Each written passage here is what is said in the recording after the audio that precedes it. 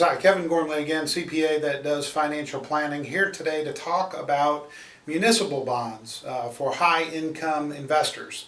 As I said before, it's not really a tax on the rich as much as it is a tax on people that have high income. And I think muni bonds can be a great diversifier for taxable accounts. They're not for everybody, but they're not just for retirement anymore. They used to be thought as something that can give you tax-free income in retirement, and I think they're just a great diversifier. So let me make my case for and then against using muni bonds and see what you think. So if you make more than $200,000 and you're single, or if you make more than $250,000 married filing jointly, MFJ, you're in the 33% federal tax bracket.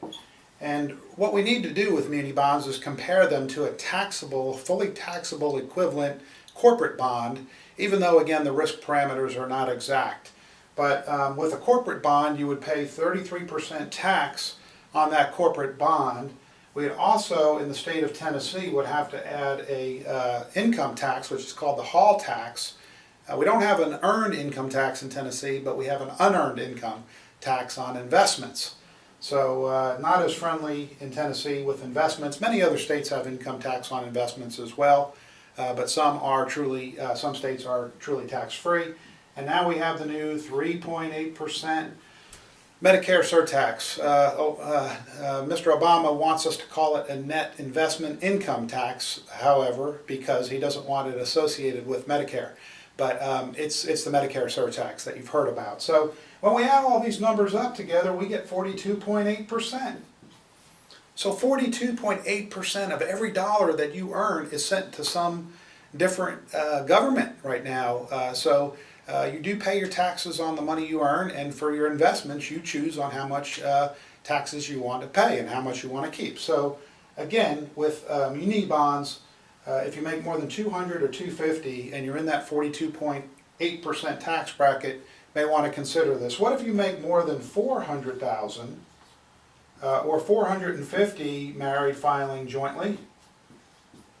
Well, then your actual tax rate is 39.6 plus 6 plus 3.8. It's actually 49.4%, or almost 50. I mean, again, I know some accounting, but 49.4, it's pretty close to 50. We'd still round down to 49, but half of your money in a taxable account, and I'm not talking about U.S. stocks. U.S. stocks don't have this full taxation. Much more preferable tax on U.S. stocks, and that's the reason why we try to put those in taxable accounts. So let's say, for example, in Tennessee, the Knoxville County comes out with a Tennessee municipal bond in Knoxville for 4%. Okay, and we'll go with the 49.4% tax bracket. So about half of my money is taxed, and so a 4% bond would be about a 7.9% tax equivalent, a tax equivalent bond of about 7.9%. So I would ask you not to think about this versus equities, but it's the risk parameter of muni bonds, and we'll talk a little bit about the negatives of individual bonds, but it's somewhere between keeping your money in the bank and investing in very highly speculative investments. It's somewhere in there. It's probably safer than certain things, but the risks, let's talk about them.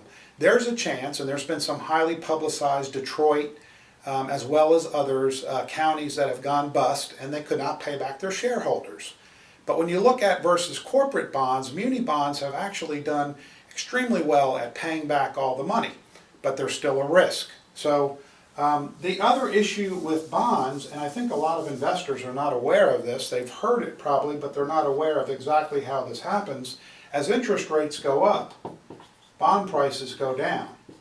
So if you own a bond fund, the price of your bond fund will go down. Another example would be if a bond is $100, interest rates go up, all of a sudden on your statement your bond says it's worth $98. You still get the same coupon every 6 months. You still get paid your whatever percent that you're promised. It's just that on the balance sheet, on your statements, it looks like that you lost money. So what do? Well, we can buy individual muni bonds, okay? If we buy individual muni bonds, we can somewhat make a ladder, or at least we can know what is our yield to maturity. And the yield to maturity is probably the most important thing with muni bonds. The yield to maturity tells you what is the amount, what's the minimum amount that I'm going to make on this bond, as long as nothing happens to the issuer in a given time period. And a lot of bonds right now, we can get 3 to 4% in the state of Tennessee. And I think as interest rates go up, they'll become more, even more beneficial. And as you do your taxes next year, when you get your tax bill, if you're a high income earner, I'd ask you to at least think about using investments in your taxable account, maybe just 5 to 10% of your money. Look for some investments that might be a little bit more tax friendly. So thank you very much for watching. Again, my name's Kevin Gormley. Appreciate your time.